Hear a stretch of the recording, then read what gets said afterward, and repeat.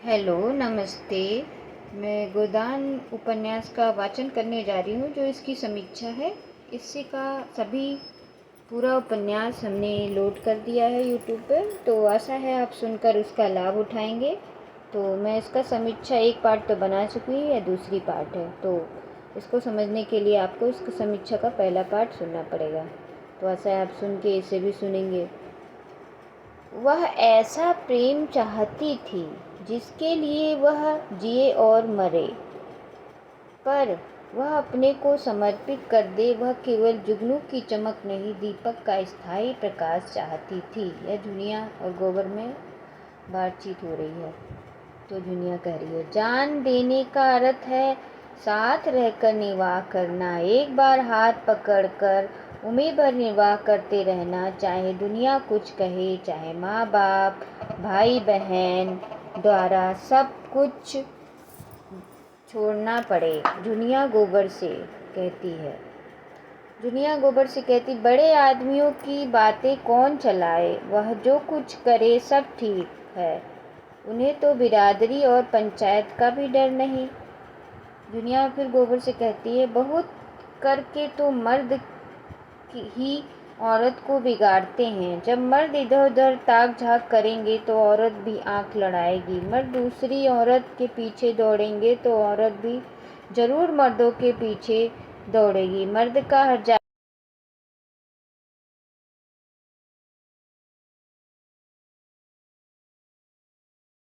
करते हुए भी स्वार्थ नहीं छोड़ सकता, और चाहता हूँ कि हमारे वर्ग को शासन और नीति के बल से अपना स्वार्थ छोड़ने के इरादा करें लिए मजबूर कर दिया जाए।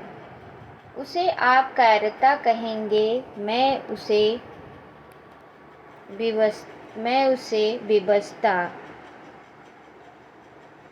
कहता हूँ। मैं इसे स्वीकार करती हूँ कि किसी को भी दूसरे के श्रम पर मोटे होने का अधिकार नहीं है, परजीवी होना घोर लज्जा की बात है। कर्म करना प्राणी मात्र का धर्म है। समाज की ऐसी व्यवस्था जिसमें कुछ लोग मौज करें और अधिक लोग पिसे और खपे, कभी सुखद नहीं हो सकती। पूंजी और शिक्षा जिसमें पूंजी ही का एक रूप समझता हूँ, इनका कला जितनी जल्द टूट जाए उतना ही अच्छा। जिन्हें पेट की रोटी मयसर नहीं, उनके अफसर और नियोजन 10-10, 5-5 हजार फटकारे, यह हास्यास्पद है और लज्जास्पद भी। राय साहब कह रहे हैं, मैं इस सिद्धांत का समर्थक हूँ कि संसार छोटे बड़े हमेशा रहेंगे, संसार में छोटे बड़े हमेशा रहेंगे। मिस्टर मेहता कह रहे हैं, और उन्हें हमेशा रहना चाहिए। इसे मिटाने की चेष्टा करना मानव जाति के सर्वनाश का कारण है। फिर मिस्टर मेहता कह रहे हैं, आश्चर्य अज्ञान का दूसरा नाम है। मिस्टर मेहता फिर कहे, धन को आप किसी अन्याय से बराबर फैला सकते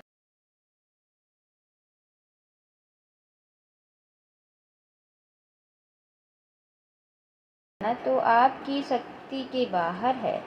छोटे बड़े का भेद केवल धन से ही नहीं होता। मैंने बड़े बड़े धन कुबेरों को भिक्षुक के सामने घुटने टेकते देखा, और अपने भी देखा होगा। रूप की चौखट पर बड़े बड़े महीप नाक रगड़ते हैं। क्या यह सामाजिक विषमता नहीं है?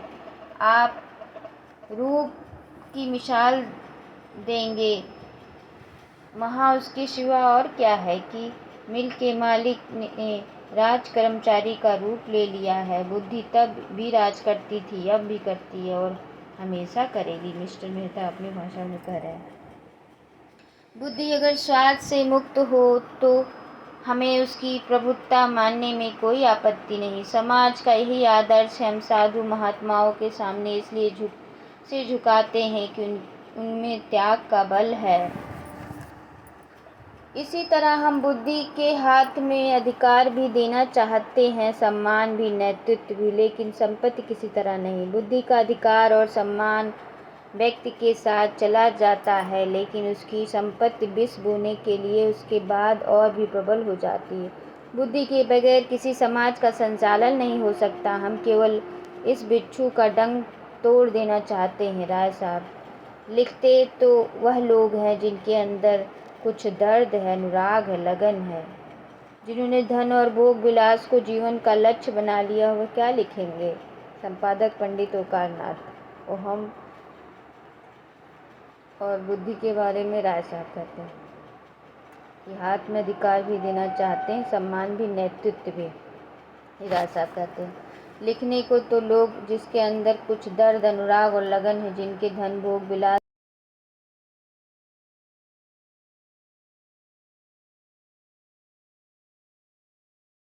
केवल उन सुविधाओं का नाम है जिनमें मैं अपना जीवन सार्थक कर सकूं। धन मेरे लिए बढ़ने और फैलने फूलने वाली चीज नहीं, केवल साधना है। मिस्टर मेहता का मुक्त भोग आत्मा के विकास में बाधक नहीं होता। विवाह तो आत्मा को और जीवन को पिंजरे में बंद कर देता है। मिस्टर मेहता कह रहे हैं विवाह को मैं सामाजिक समझौता समझता हूँ और उसे तोड़ने का अधिकार न पुरुष को है न स्त्री को। समझौता करने के पहले आप स्वाधीन हैं, समझौता हो जाने के बाद आपके हाथ कट जाते हैं। मिस्टर मेहता आप श्रेष्ठ किसे समझते हैं, विवाहित जीवन या अविवाहित जीवन को? समाज की दृष्टि से विवाहित जीवन, व्यक्ति की दृष्टि से अविवाहित जीवन। मालती मेहता संवाद में मैं उस आदमी को आदमी नहीं समझता जो देश और समाज की भलाई के लिए उद्योग ना करे, बलिदान ना करे। दूसरों का क्या अच्छा लगता है कि निर्जीव किसानों का रक्त चूसे और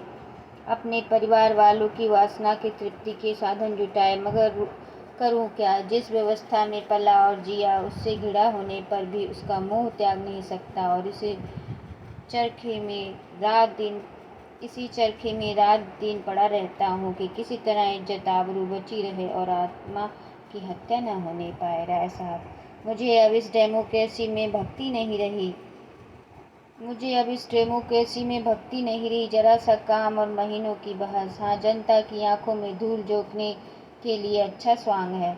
इससे तो अच्छा है कि एक गवर्नर रहे, चाहे वह हिंदुस्तानी हो या अंग्रेज, इससे बहस नहीं। एक इंजन जिस गाड़ी को बड़े मजे से हजारों मील खींच ले जा सकती है, उसे 10,000 आदमी हूँ।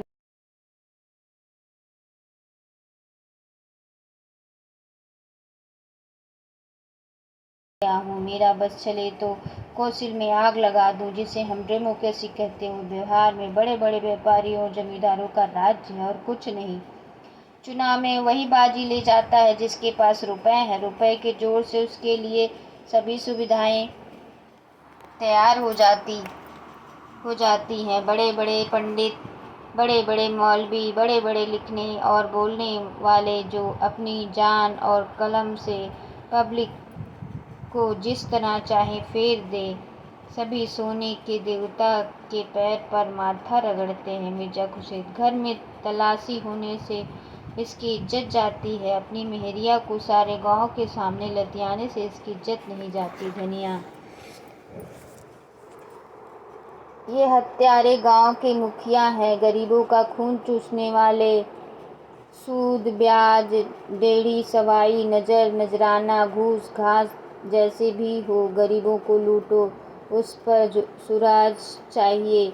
जेल जाने से सुराज न मिलेगा, सुराज मिलेगा धर्म से, न्याय से। धनिया कहती है स्वराज को सुराज कहती है। हमको कुल प्रतिष्ठा इतनी प्यारी नहीं, महाराज की उसके पीछे एक जीव की हत्या कर डालते। ब्याहता ना सही पर उसकी बाह तो पकड़ी मेरे बेटे ने किस मुंह से निकाल देती। वही काम बड़े बड़े करते, मुदा उनसे कोई नहीं बोलता, उन्हें कलंक ही नहीं लगता। धनिया दाता दिन से पंचो, गरीबों को सताकर सुख न पाओगे, इतना समझ लेना। हम तो मिट जाएंगे, कौन जाने इस गांव में रहें या न रहें, लेकिन मेरा शराब तुमको भी जरूर से जरूर लगेगा।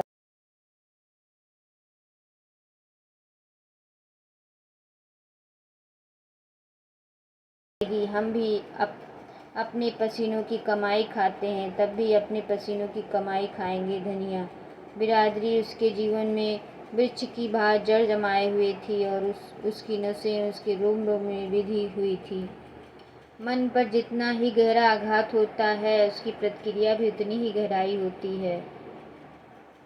इन लोगों ने जितना घी खाया उतना अब हमें पानी से मैसर नहीं। लोग कहते हैं भारत धनी हो रहा है, होता होगा। हम तो यही देखते हैं कि बुड्ढों जैसे जीवट के जवान भी आज मुश्किल से निकल लेंगे। जनता मेरे जेहर में औरत वफा और त्याग की मूर्ति हैं, जो अपने बेज़बानी से, अपनी कुर्बानी से अपने को बिल्कुल मिटाकर पति की आत्मा का एक अंश बन जाती हैं। देह पुरुष की रहती है पर आत्मा स्त्री की होती है। आप कहेंगे मर्द अपने को क्यों नहीं मिटाता, औरत से ही क्यों उसकी आशा करता है। मर्द में ऐसा मर्द ही नहीं है वह अपने को मिटाए तो शून्य हो जाएगा। वह किसी खोह में जा बैठेगा और स्व आत्मा में मिल जाने का स्वप्न देखेगा। वह तेज प्रधान जीव है और अहंकार में यह समझकर कि वह ज्ञान का पुतला है, सीधा ईश्वर में लीन होने की कल्पना किया करता है।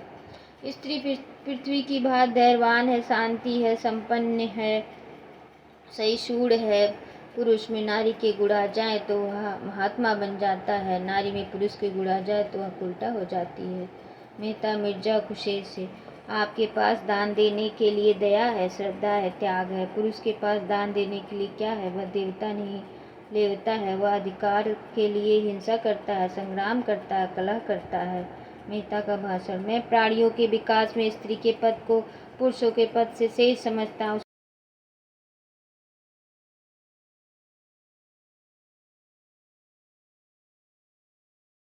और पालन की देव मंदिर से हिंसा और कलह को दानों क्षेत्र में आना चाहती हैं तो उनसे समाज का कल्याण ना होगा। मैं इस विषय में दृढ़ हूँ। पुरुष ने अपने अभिमान में अपनी कीर्ति को अधिक महत्व दिया। वह अपने भाई का स्वत्व छीना और उसका रक्त बहाकर समझने लगा कि उनसे बहुत बड़ी विजय पाई। उसने बहुत बड़ी विजय पाई। जिन शिशुओं की देवियों ने अपने रक्त से सींचा और पाला, उन्हें बम और मशीनरी, शास्त्रों, टैंकों का शिकार बनाकर वह अपने को विजेता समझता है। और जब हमारी ही माताएं उनके माथे का केसर तिलक लगाकर और उसे अपने आशीष कवच पहनाकर हिंसा क्षेत्र में भेजती हैं तो आश्चर्य है कि पुरुष ने विनाश को ही संसार के कल्याण की वस्तु समझा और उसकी हिंसा प्रवृत्ति दिन दिन बढ़ती गई। और आज हम देख रहे हैं कि यह दानव प्रचंड होकर समस्त संसार को रोती, प्राणियों को कुचलती, हरी भरी खेतियां को जलाती और गुलजार बस्तियों को वीराना करती चली जाती है। मेहता का भाषण। मैं उन लोगों में नहीं जो कहते हैं स्त्री और पुरुष में समान शक्तियां हैं, समान प्रवृत्तियां, उनमें कोई भिन्नता नहीं है। इससे भयंकर असत्य की मैं कल्पना नहीं कर सकता। यह वह असत्य है जो युगान्तर संचय अनुभव में उसी तरह ढक लेना चाहता है जैसे बादल का एक टुकड़ा सूर्य को ढक लेता है। मैं आपको सचेत किए देता हूँ कि आप इस जाल में न फंसे। स्त्री पुरुष से उतनी ही श्रेष्ठ है जितना प्रकाश अंधेरे से। मनुष्य के लिए क्षमा और त्याग और अहिंसा जीवन की उच्चतम आदर्श है। नारी इस आदर्श को प्राप्त कर चुकी है। पुरुष धर्म, अध्यात्म और ऋषियों का आश्रय लेकर उस लक्ष्य पर पहुंचने के लिए सदियों से जोर मार रहा है पर सफल नहीं हो सका। मैं कहता हूँ उसका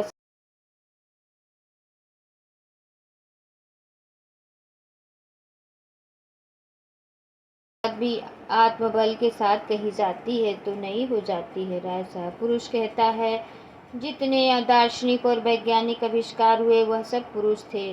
जितने बड़े बड़े महात्मा हुए वह सब पुरुष थे। सभी योद्धा, सभी राजनीतिक के आश्चर्य, बड़े बड़े नाविक, बड़े बड़े सब कुछ पुरुष थे। लेकिन इन बड़ों बड़ों के समूह ने मिलकर किया क्या?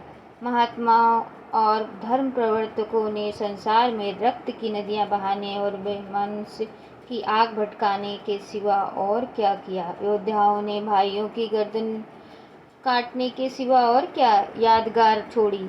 राजनीतिक की निशानी अब केवल लुप्त साम्राज्यों के खंडहर रह गए हैं और आविष्कार ने मनुष्य को मशीन का गुलाम बना देने के सिवा और क्या समस्या हल कर दी? पुरुष की रची हुई इस संस्कृति में शांति कहाँ है, सहयोग कहाँ है? मेहता का भाषण। मैं नहीं कहता देवियों को विद्या की जरूरत नहीं है और पुरुषों से अधिक। मैं नहीं कहता देवियों को शक्ति की जरूरत नहीं है और पुरुषों से अधिक। लेकिन वह विद्या और वह शक्ति नहीं, जिससे पुरुष ने संसार को हिंसा क्षेत्र बना डाला। अगर वही विद्या और वही शक्ति आप भी ले लेंगी तो संसार मरुस्थल हो जाएगा। आपकी विद्या, आपका अधिकार हिंसा विध्वंस में नहीं, सृष्टि और पालन में है। क्या आप समझती हैं? क्या आप समझती हैं? क्या आप समझती हैं वोटों से मानव जाति का उद्धार होगा, या दफ्तर में और अदालत में ज़बान और कलम चलाने से? न नकली अप्राकृत विनाशकारी अधिकार के लिए आपका अधिकार छोड़ देना चाहती हैं जो आपको प्राकृत ने दिया है। मेहता का भाषण